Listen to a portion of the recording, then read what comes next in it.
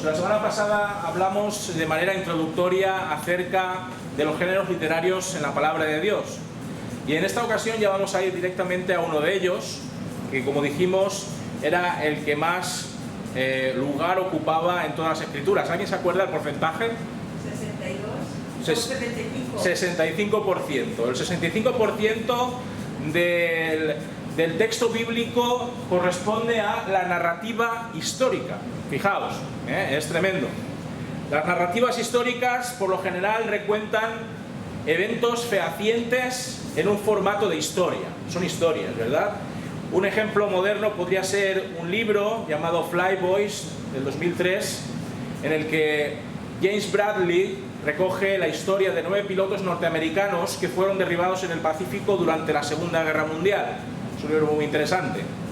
Las narrativas históricas podríamos decir que son contadas solo para el interés del contador de historias o del cuentacuentos, podríamos decir, ¿no? Por ejemplo, para registrar recuerdos, para la audiencia, para enseñar, para entretener, para convencer. Las historias sirven para eso y para muchas otras cosas más. En realidad, todas las narrativas históricas incluyen una mezcla de motivos por parte del narrador. ¿Por qué cuento la historia? Pues tiene que haber un propósito, ¿verdad? Quiero dar a conocer pues, una experiencia propia que yo creo que va a inspirar a los demás. Pues cuenta su historia, ¿no? La trayectoria, algún momento de alguna manera pues extraordinario, ¿no? Por medio del cual pues quiere insuflar energía o aliento o ánimo, ¿no? Esperanza a alguna persona. Una gran porción del Nuevo Testamento es narrativa histórica, ya lo dijimos la semana pasada, sobre un 60-65%. En el Antiguo Testamento, por ejemplo, hallamos extensas narrativas históricas en Génesis, en Éxodo, en Números, Josué, Jueces, Ruth, Primera y Segunda de Samuel, Primera y Segunda de Reyes, Primera y Segunda de Crónicas, Esdras, Nehemías y Esther. Y en el Nuevo Testamento, también lo vimos la semana pasada, tenemos los Evangelios y Hechos de los Apóstoles. La obra en 2 volúmenes de Lucas y Hechos solamente esta obra, Lucas y Hechos, constituye un cuarto del Nuevo Testamento. Fijaos. Es digno de notar que la narrativa histórica es raramente un género puro.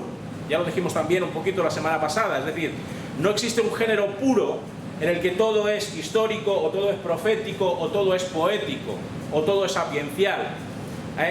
A menudo dentro de esa misma historia pues aparecen otro tipo de subgéneros que van acompañando a lo que es la temática general, ¿verdad? Como pueden ser las genealogías, los cánticos, los proverbios, las profecías, las cartas o los pactos. Vamos a ver en esta tarde, en primer lugar, cuál es la naturaleza, propósito y efectividad de las narrativas históricas, de la palabra de Dios. A veces el verdadero valor de la narrativa bíblica se olvida al etiquetarla como mitológica o tendenciosa. Eso suelen hacerlo pues los que son ateos o los de la teología liberal, ¿no? Los que dicen que todo aquello que suene a sobrenatural o a extraordinario o a ultraterreno pues solamente responde a una estrategia por parte del autor de dar a entender ciertas verdades, ¿no? Apoyándose en mitologías, en cuentos, en fábulas, etc. Del mismo modo que los modernos escritores dan pistas a sus lectores sobre cuáles son sus propias actitudes hacia la fidelidad de su información, los escritores antiguos hacían exactamente lo mismo. Está claro desde la mención de fechas y personas específicas, así como también el estilo general de escritura, que los autores bíblicos creían que presentaban fehacientemente información histórica precisa.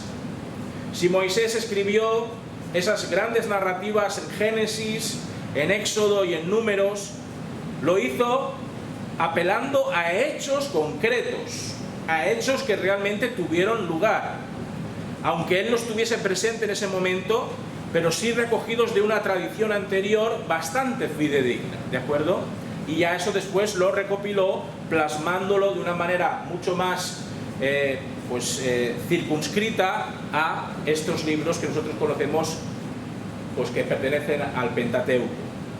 Como en cualquier narrativa, no queremos presionar a los autores a ser más específicos de lo que pretendían. Hay gente que sí, que le encanta eso, ¿no? Ay, ¿por qué Josué, o por qué Moisés, o por qué tal David o Samuel no tuvieron la idea de poner las cosas de una manera mucho más puntillosa, más detallada, más minuciosa? Pues simplemente porque no era el objetivo, no era el propósito primordial de esa narrativa, ¿de acuerdo? Y a veces queremos presionar y queremos buscar más allá de lo que en realidad quiere decirnos el texto, y nos llegamos a inventar cosas que realmente no tienen ni pies ni cabeza, ¿no? Es lo que se conoce como la Biblia ficción. Hay gente que empieza a sacar, ¿no? Digamos, apelando un poquito a los usos y costumbres de otras tradiciones de vecinos de Israel, pues a encontrar de alguna manera el encaje de ciertos hechos que les parecen a simple vista un poco desconcertantes. Por eso, por ejemplo, cuando Marcos usa introducciones cronológicas a sus historias, estas son bastante indistintas. Por ejemplo, en Marcos 2:23 dice ese evangelio que aconteció que al pasar él por los sembrados un sábado, sus discípulos, mientras andaban, comenzaron a arrancar espigas. Claro, una investigación de esta obra rápidamente muestra que Marcos no pretende en ningún momento ofrecer un registro cronológico exacto del ministerio de Jesús. No es esa su finalidad, ¿vale? Nosotros normalmente cuando leemos una novela, a menos que tenga que ver con flashbacks, ¿no? que aparecen diferentes etapas o tiempos o momentos históricos, que los hay libros así, normalmente una historia pues tiene su recorrido cronológico, del pasado al presente en adelante, ¿verdad? Pero Marcos y mucha de la literatura antigua no funcionaba de esa manera, porque tenían otro propósito distinto. Por eso vemos que este hecho concreto, por ejemplo, de Marcos, del tema de la cronología, es confirmado por el entendimiento de la iglesia primitiva de cuál era su intención. Si vamos a Papías era un cristiano del año 130, este escribió lo siguiente acerca de este evangelio de Marcos. Dice que el anciano, tal vez el apóstol Juan, solía decir esto: Marcos, habiéndose convertido en el intérprete de Pedro, escribió precisamente todo lo que había recordado, aunque no en orden, de lo dicho y hecho por Cristo. Él ni escuchó al Señor ni lo siguió, pero después de todo, como dije, siguió a Pedro, el cual adaptó sus enseñanzas según lo necesitó, pero no tuvo intención de dar un relato ordenado de los dichos del Señor. Consecuentemente, sigue diciendo Papías, Marcos no hizo nada malo al escribir sobre algunas cosas mientras las recordaba, porque él lo hizo con la intención de no omitir nada que había escuchado o realizar alguna falsa afirmación sobre ellas. Si eso nos pasa a nosotros cuando hablamos, estamos hablando de un tema y de repente nos acordamos, pero es que... Y volvemos hacia atrás en otro momento del pasado porque creemos que tiene relación con lo que está pasando en el presente, ¿no? A veces nos pasa en una conversación, ¿no? Contando una historia, pues también sucedía lo mismo cuando se trataba de alguien que no había estado presente en los hechos, pero sí estaba recibiendo las memorias posiblemente del apóstol Pedro, que es al que normalmente, tradicionalmente se dice que fue un poquito la fuente del Evangelio según San Marcos. Aunque la narrativa bíblica registra muchos hechos, pero muchísimos hechos, las localizaciones donde los israelitas vagaron en el desierto, o por ejemplo los nombres de los discípulos de Jesús, el propósito de la narrativa es lograr que el lector se someta a Dios en Cristo. Ese es el propósito. Porque entendamos la palabra de Dios no solamente como un conjunto de escritos, como una colección de libros. Entendamos la palabra de Dios como la revelación del Espíritu Santo, es decir, la revelación divina a seres humanos. Esa revelación debía comunicar exactamente lo que Dios quería transmitir al ser humano, nunca más allá de esto. Por lo tanto, los escritores de las narrativas bíblicas lo que quieren fundamentalmente es que los lectores acompañen a los personajes que honran a Dios y que lo aman de verdad en cada una de esas historias. El propósito de todas las escrituras, de todas las narrativas históricas incluidas, es hacer sabias a las personas. Es llevar a las personas al conocimiento salvífico de Cristo, tal y como Pablo notó en el caso de la vida de Timoteo, en 2 de Timoteo 3:15, en donde nos dice precisamente cuál es el propósito de las Escrituras. Son para redarguir, ¿recordáis? Son para convencer, son para persuadir, son para ayudar a que el ser humano sea perfecto, ese ser humano perfecto que Dios quiere que sea. Las narrativas históricas pueden ser una forma especialmente efectiva de comunicación. De hecho, si lo pensamos bien, mucho de lo que escuchamos o de lo que leemos son historias. Como dicen hoy bastante más a menudo, son narrativas. Hoy cada cual tiene su propia narrativa, ¿verdad? Su propia versión o visión de las cosas, y te la cuentan desde su perspectiva particular, ¿verdad? Pues esto que hoy está tan así, tan manido, y que utilizan mucho, sobre todo los políticos, la narrativa, construcciones de narrativa, forma parte del ser humano desde que el ser humano es humano, contarse historias. Por lo tanto, es una forma, un canal efectivo de comunicación. Algunos de los más exitosos oradores regularmente puntúan sus discursos con historias. O sea que cuando van a, no sé, normalmente cuando van a predicar o cuando van a hacer algún tipo de discurso, cualquier persona que no sea pastor, pues utilizan historietas, ¿no? Para un poquito, para salpicar, sin dejar de, o sea, sin el ánimo de opacar, digamos, el tema concreto, pero sí anécdotas, situaciones, fábulas, que ayuden un poquito a entretener, ¿no? A adornar lo que es el principio general que tú quieres comunicar al auditorio, ¿no? Las historias son más memorables que otros géneros. Te acuerdas mucho más de una historia, ¿verdad?, que de cualquier otra cosa. Por ejemplo, yo he leído poesía, pero yo me acuerdo más de historias o de fábulas de Esopo, por ejemplo, que de poesía de García Lorca. Es así. Y aun cuando unas son más hermosas que otras, pero parece ser que la historia es algo que cala dentro del ser humano de una manera mucho más intensa. Por eso, comparados con la exhortación epistolar, pues la narrativa histórica es mucho más, digamos, nos influye mucho más, ¿no? Los lectores u oyentes son sumergidos en los relatos e incluso desean entrar en las narrativas por sí mismos, Yo me he encontrado muchas veces, ¿no? Y seguramente aquellos que os gusta leer, si leéis alguna narrativa de algún tipo, novela, sea cual sea el género, pues al que le gusta leer, como que se zambulle, ¿no? Como que se sumerge dentro de la propia historia. Yo me he descubierto muchísimas veces así, ¿no?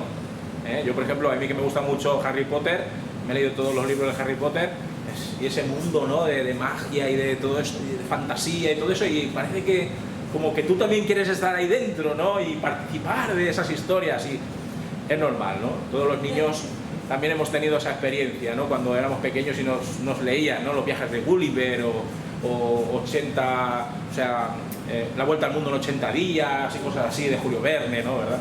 Es natural. Existe, podríamos decirlo así, una fuerte dimensión afectiva, una producción de emociones. Cuando escuchas una historia, no permaneces inmutable, no permaneces indiferente, ¿verdad?, insensible. Hay algo que te provoca siempre una historia. Te puede provocar hilaridad, te puede provocar indignación, te puede provocar soñar, te puede provocar amar, etcétera, etcétera. Por lo tanto, las historias son una herramienta fundamental que el ser humano ha utilizado para crear esas emociones, ¿no? Y es muy eficaz también para la persuasión.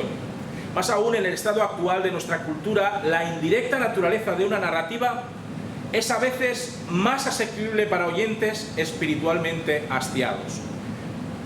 Esto quiere decir que a veces el ser humano está cansado, ¿no?, de escuchar, pues, doctrinas o de escuchar teorías, y necesita también ser ayudado por historias. De hecho, es lo que Jesús hacía. Si leemos todas las enseñanzas de Jesús, ¿cuántas historias no contó el Señor para dar entrada a realidades espirituales que era mucho más fácil ser asimiladas que si las transmitías, pues, de una manera muy magistral, ¿no?, sin utilizar ningún tipo de anécdota o ilustración? Por eso, además, como padres de hijos pequeños que hemos sido, es posible testificar de que los niños están mucho más abiertos a escuchar una historia que ilustre la gracia de Dios que una abstracta discusión de proposiciones o términos, ¿verdad? Tú no puedes ir a un niño y decirle, hoy vamos a hablar de la justificación, y ponerte pues, a decir lo que dijo Calvino de la justificación, o lo que la elaboración, ¿no?, sistemática de lo que es la justificación y todos los efectos que esta conlleva en el cristiano, ¿verdad? Es mucho más fácil hablarles desde el ejemplo, desde la historia, desde el cuento, desde la fábula, ¿no? Vamos a ver a continuación líneas generales que podemos utilizar para interpretar narrativas históricas. Las narrativas históricas también presentan algunos desafíos interpretativos únicos. Los propósitos de los autores bíblicos son normalmente subyacentes en el texto y que normalmente no tienen por qué estar ahí en la superficie del texto. Y a veces tenemos que profundizar. De hecho, es sumamente necesario profundizar en la palabra de Dios. Si leemos la palabra de Dios de manera superficial, no vamos a sacar nada en claro. La palabra de Dios es un libro, es un conjunto de libros, es una revelación que necesita ser profundizada, estudiada, escudriñada, ¿verdad? Tenemos que entrar hasta el meollo para poder conocer mejor qué es lo que Dios nos está diciendo. Y a causa de esto, a causa de que muchas veces el significado de la narrativa histórica está por debajo de la superficie, los intérpretes poco habilidosos son proclives a cometer errores, guiándose a sí mismos y a sus oyentes lejos del significado real del texto. Y es un peligro. Por ejemplo, muchos detalles de historias, si vais a la palabra de Dios, muchos detalles de historias no se presentan como normativos. Vamos a ver qué quiere decir esto. Esto quiere decir que el autor no pretende presentar a todas las personas o a todas las acciones como lecciones morales. Aun cuando muchos pastores, entre los que yo me cuento, a veces tenemos esa tentación, no todos los hechos que suceden tienen por qué comportar una lección moral o una moraleja, ¿vale? Por ejemplo, alguien exhortó a los padres a poner a sus bebés en cunas en oposición a tenerlos en la cama de los padres porque María colocó a Jesús en el pesebre. Entonces ahora, como María lo puso en el pesebre, ahora todos los hijos de los cristianos tienen que dormir en un pesebre. Eso no es normativo. O sea, yo creo que lo entendemos, ¿verdad? Porque hay gente que es un poco cerradita y quiere ser como en aquellos tiempos, ¿no? Y eso es un peligro, ¿verdad? O por qué...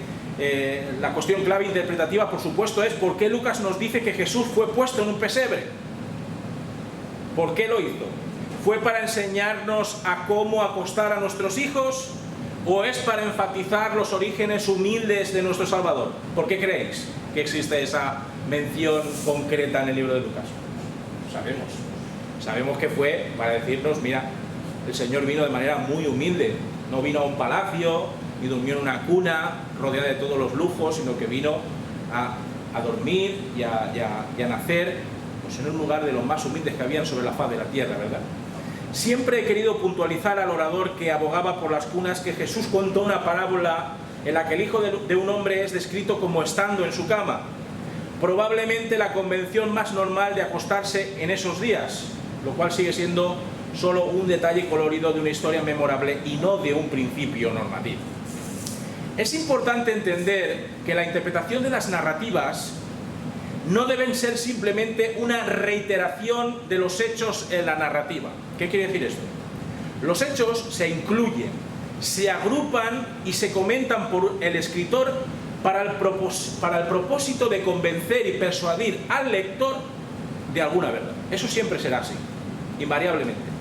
Por eso la búsqueda de los intérpretes debe ser dirigida a la pregunta de ¿por qué? ¿Por qué está esto así? ¿Por qué dice el autor esto? Un propósito siempre hay detrás de cada cosa que aparece en la palabra de Dios. No está puesto ahí como pegote, no está puesto ahí porque había que ponerlo. No, el Señor, que es el que da la inspiración a través de su Espíritu Santo a los escritores sagrados, lo hace con un objetivo y una meta muy pero que muy concretos y sumamente sabios. Robert Stein, un erudito, recomienda el siguiente tipo de ejercicio para llegar al porqué de la narrativa. En Marcos capítulo 5, del versículo 1 al 20, Stein nos propone que cuando vayamos a leer este pasaje, comencemos así. Yo, Marcos, te he contado esta historia sobre el endemoniado gadareno porque a veces, cogiendo esas historias y preguntándonos el porqué de esa historia, llegamos a averiguar cosas increíbles. Claro, sin dejar de lado el contexto, muy importante. Las porciones de esta afirmación, la de Marcos, te he contado esta historia sobre el endemoniado gadareno porque, por una razón, deben ser reemplazados por lo que sea que el autor o el relato está siendo considerado por el intérprete. La intención de este ejercicio que propone Stein es prevenir al intérprete de simplemente hacer un refrito de la historia y enfocarse en la intención del relato.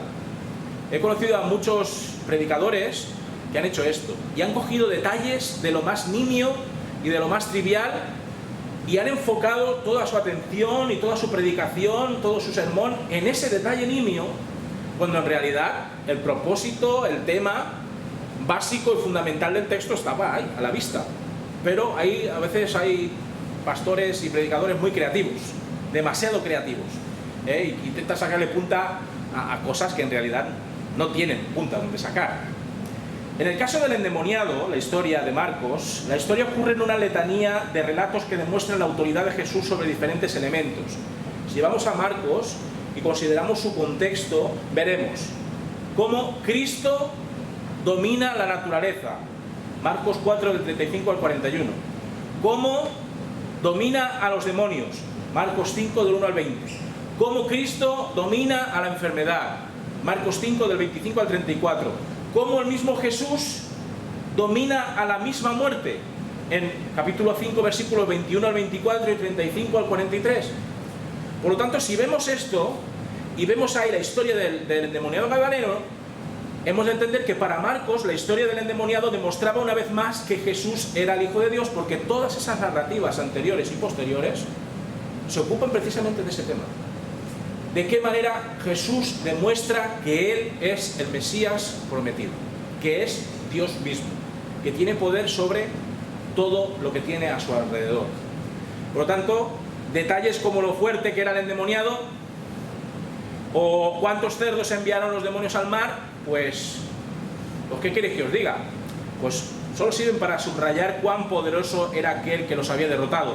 Pero no queramos buscar cosas raras detrás de la fuerza del endemoniado, como diciendo, es que el diablo es muy fuerte, o del número de cerdos que se despeñan, es que ese número significa algo concreto.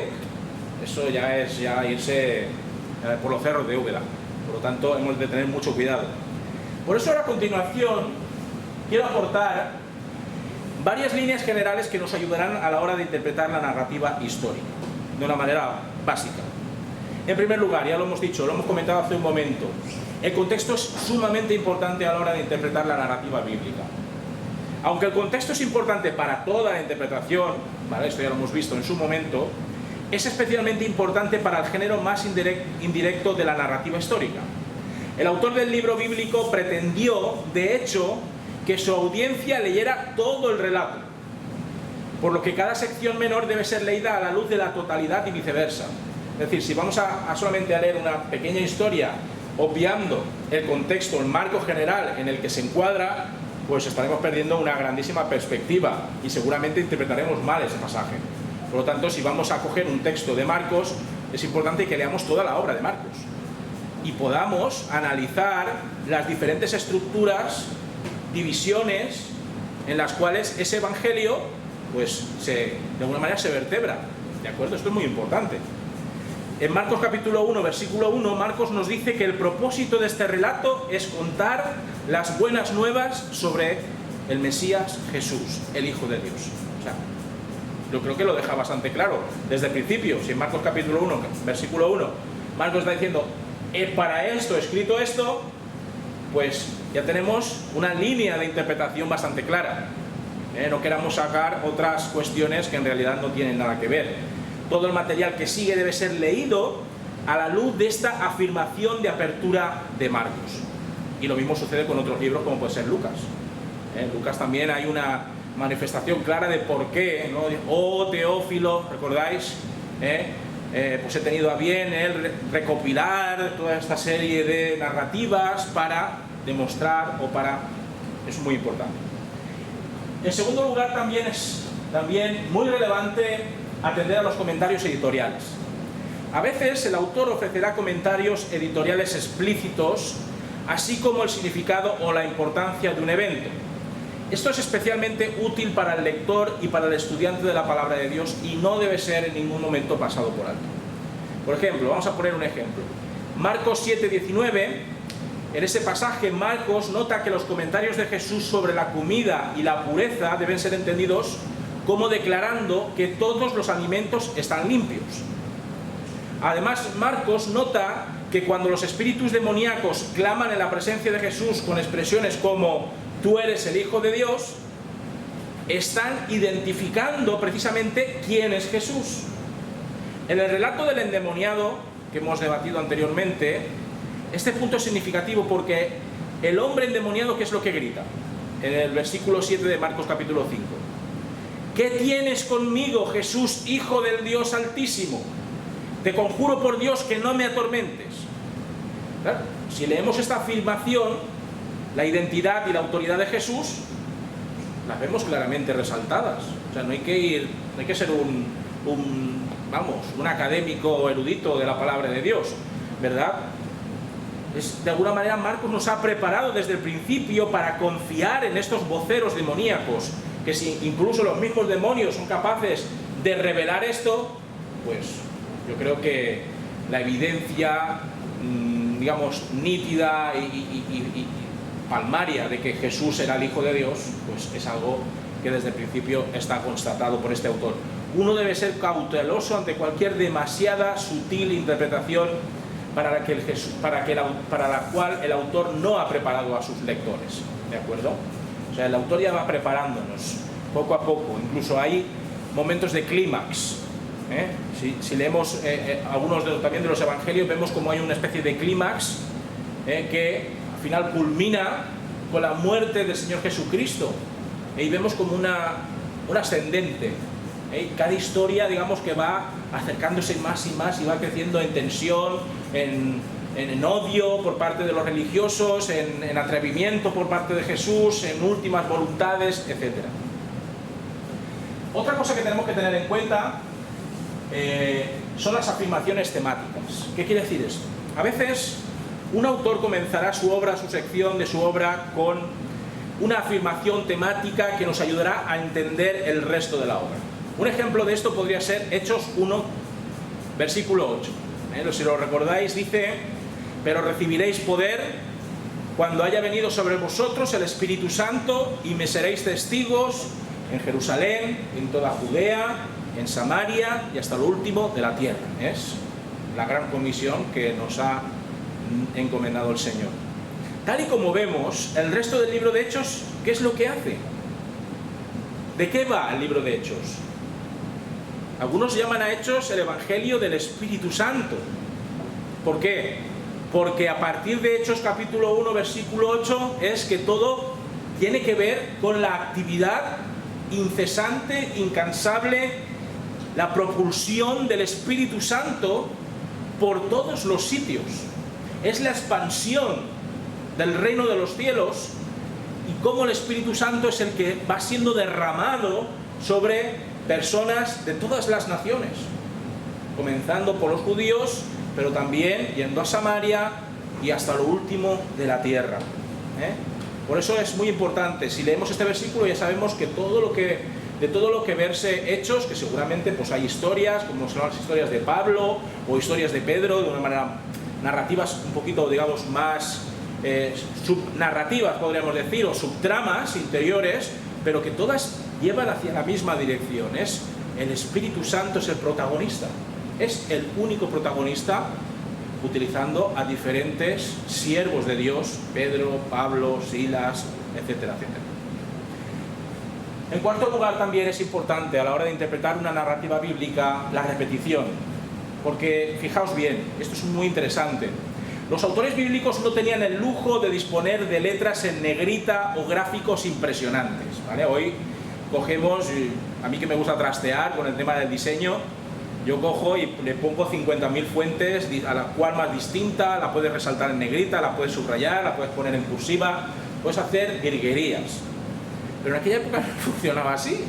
En aquella época todo era a mano y por lo tanto no tenían ese lujo. Cuando querían enfatizar algo, ¿sabéis cómo lo hacían? Lo hacían a través de la repetición. Por eso decimos, pero si este pasaje ya lo han dicho anteriormente, ¿por qué? Yo eso lo decía mucho cuando era niño. Cuando me dejaron leer el Nuevo Testamento decía, pero ¿cómo? Pero si Mateo se parece a Marcos y Marcos se parece a Lucas, y digo, yo le decía a mi padre, papá, aquí se han equivocado, aquí han copiado siempre lo mismo. No, pero luego ya me di cuenta que no, que eran matices y que la reiteración, la repetición tiene ese sentido de enfatización, de que quieren remarcar, quieren remachar algo importante, ¿verdad? Y al igual que los frecuentes resúmenes y afirmaciones sobre la materia, también quiso enfatizar las multitudes que fueron a Jesús, del mismo modo que su absoluto asombro hacia sus enseñanzas y milagros, como por ejemplo en Marcos en diferentes pasajes. ¿Por qué surge tantas veces la muchedumbre? ¿Por qué se habla tantas veces del reino de Dios o del reino de los cielos? ¿Por qué se habla tantas veces del Mesías? Pues todo tiene su sentido. Cuanto más repetido está un término o una historia concreta, es porque quiere resaltar algo. Ahí tenemos, por ejemplo, la típica expresión de Jesús, de cierto os digo. Cuando Jesús dice de cierto os digo, ¿qué es lo que está diciendo al auditorio? Poned atención, porque viene algo que necesitáis conocer, algo importante que tenéis que atesorar en vuestro corazón.